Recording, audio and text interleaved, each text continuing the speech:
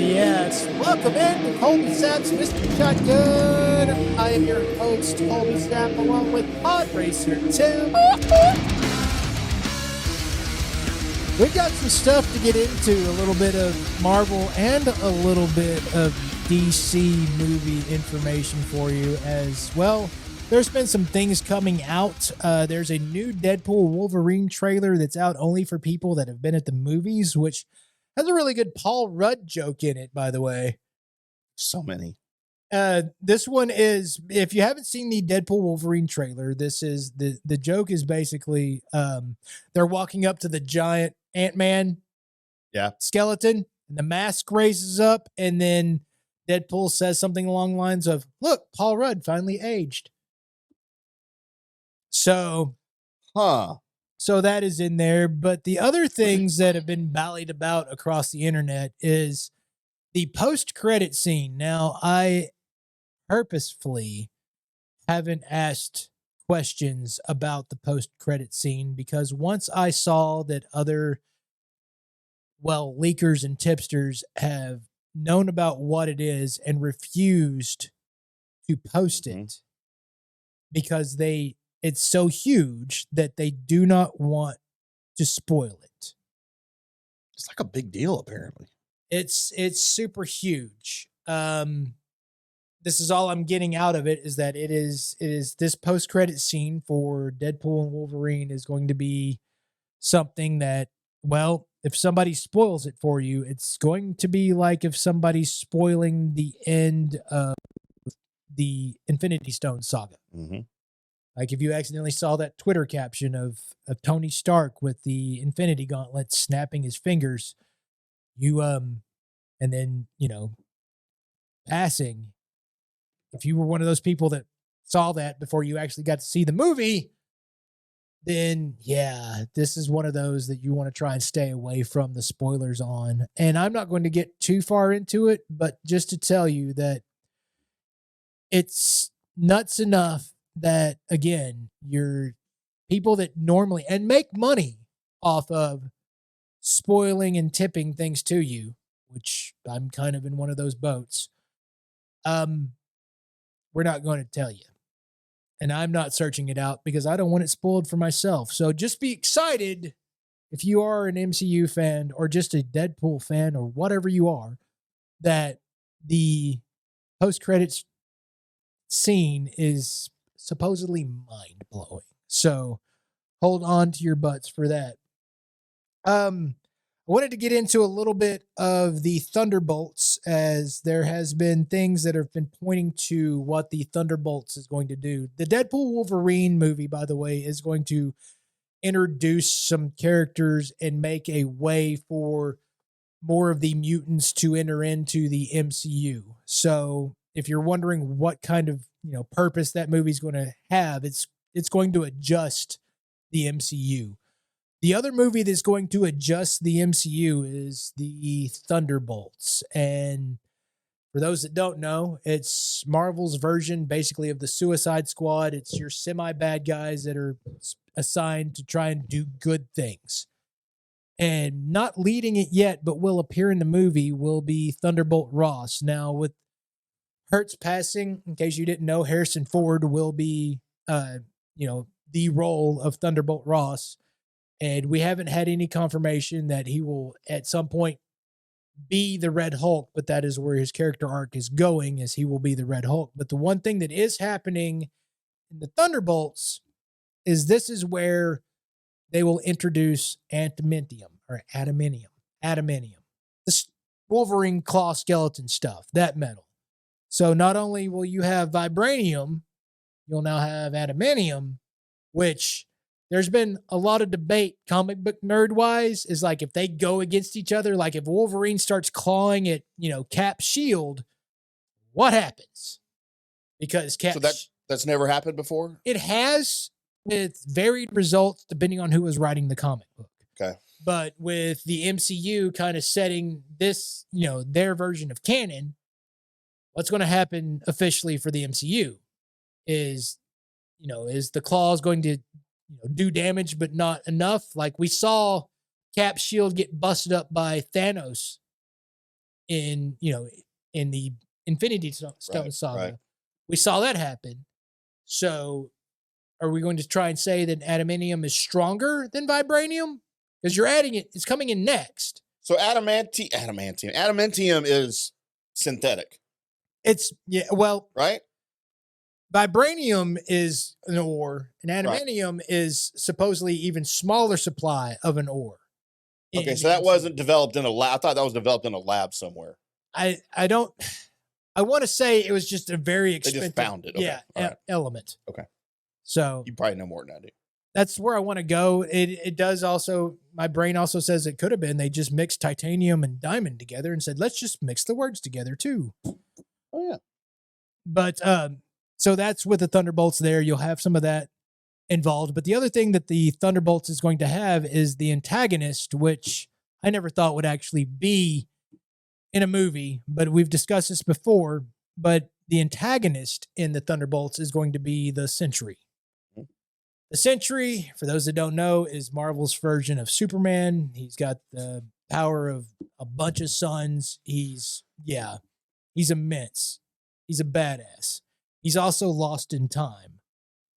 And one of the key components to the Sentry story is that he lost his memory, and then it comes back to him when he realizes this bad guy called the Void is coming. Come to find out, the Void is actually him. And the reason why he lost his memory is because Reed Richards helped him remove his memory. So they could add in the Sentry, which would then explain why everybody forgot about him, because they also forgot about Reed Richards because the Fantastic Four, supposedly the movie, is set in the 60s. So that could be a way they could drag them all together. Just say we forgot about everybody, and they all did. I don't know. I think I just lost myself in my That's a good explanation, though. I followed it.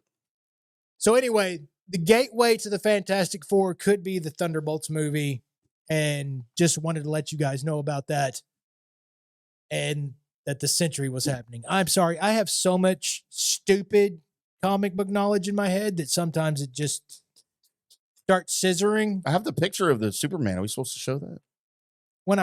Okay. Next. I thought you forgot that I had it. No, I didn't forget that you had it. All right. Hit the theme, Expo. Impossible segue, but James Gunn decided to go ahead and release to everybody what Corn Sweat Superman was going to look like. And Tim has the photo, as he reminded me. Tim? So this, if you remember what Cavill's suit looked like, this is what Corn Sweat's suit looks like. And I have to tell you, I love the S on this. It's a callback to some of my favorite Superman comics, but the rest of this, I love James Gunn's work, but this screams, does this scream to you what it screams to me? It screams Guardians of the Galaxy's version of Superman. Does it not? The muted colors. So to me, this screams classic Superman. Does it? The colors do. Like not the S. You're right about the S. Like I love the S on this. Right.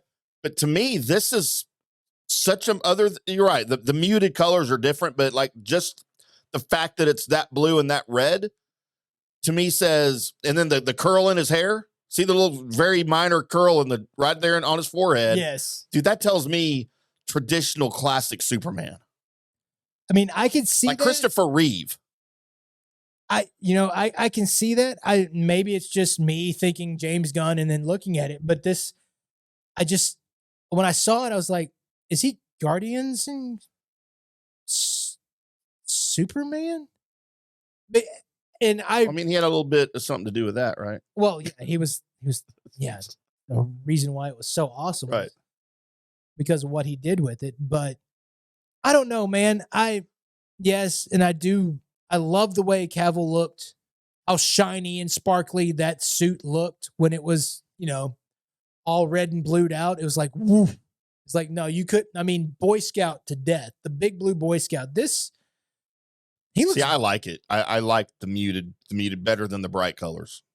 And if that's not Brainiac attacking in the background, by the way.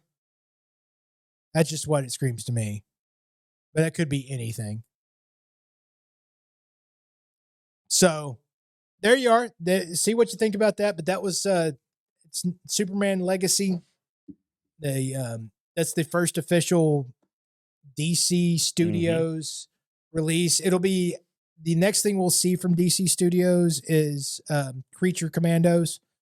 That's going to be animated on Max, and then after that, you will end up with Superman movie, which is going to be basically a mini Justice League because you're going to have Green Lantern, you're going to have Hawk Girl, you're going to have a lot of characters intertwined in the movie. So it's not going to be an origin story for Corn Sweat's Superman. It's going to be right in the mix. Can we call him something other than Corn Sweats? Well, I mean, it's his last name. I know, but it doesn't ring like Cavill, but it makes me uncomfortable. Corn Sweat. Yes. Not a real name. I mean, it's his name. It's a real name. He made that up. I don't think there's no way people are named Corn Sweat. Okay. There's no way he went through all available names and said, you know what? I want that one. Corn Sweat. I mean, we're talking about it, aren't we? We're going to go with Corn Sweat. I mean, I've gone with worse. So. Are you ready for the extra music? Just one more thing. Okay. As in bad decisions go. See our show? No, yeah.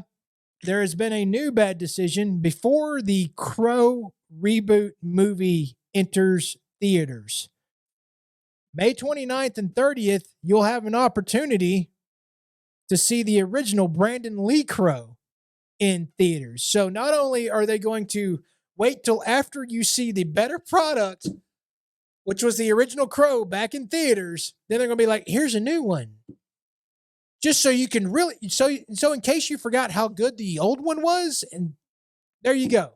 So they're going to let you see the old one and then go, here's a new one. Huh. And then you get to go watch it. It's going to make it like everybody that thinks it's okay, if they go to see the Brandon Lee Crow first, they're going to realize it's not. It's bad. The second one. Yeah. Yeah. It's real. No, and I'm not talking about Crow City of Angels. Go look it up. Skarsgård's Crow. It's a weird costume, right? It's we went over this. Yeah. Yeah. I mean, I'll go watch it because I think Skarsgård's amazing, but all the Skarsgårds are amazing. They are. Speaking of reshowings, Star Wars, the revamped George Lucas Phantom Menace is coming out. Really? You didn't see this? I did not. Re-released in the theaters, and he's tweaked it with CGI just like he did the original trilogy when they re-released it. I hope it's better than that first re-release of Star Wars where they brought Jabba out in the A New Hope, and it looked awful. Well, when he was out by the Millennium Falcon. Yeah, and then they had Han step over his tail, and you could tell they just clipped him. I just hopped him because you know why? When they were filming that, Jabba the Hutt was just a dude. Yes, and he walked like just around the guy. Well, now that he's a slug or whatever, you got to make him hop over. Yeah, it was terrible, dude. It was bad. But I saw a little quick snippet with him with George Lucas on, and again, it was the same thing. He was like, look, there's a lot of a way that I wanted things to look that we didn't have the technology for at the time, right, that we had to improvise certain things. I've taken all that out and I've gone back in with some new technology, and this is the way that I wanted it to look when it came out. Well, that's what he said about the original series when he redid, or the original trilogy when he redid it too, and it was terrible. Right. And now you can't even find the way it was, the theatrical release of any of them. Did anybody at that conference ask him about Mara Jade? I didn't see the whole interview. But you know what? I'll probably go see it. I'll go see Phantom Menace in the theaters again. By the way, if any of you nerds out there got the Mara Jade reference in George Lucas and you think that was funny, well, you and me, and that's about it, thought it was. Thumbs up. Up your butt? Or you can taste my Is she a Skywalker? Oh, she's a Skywalker, isn't she? She is, well, I mean, spoiler alert, Tim, for those that aren't reading the books. Well, I'm not. I've just heard the name. Yes. Well, her and Luke ended up being a thing.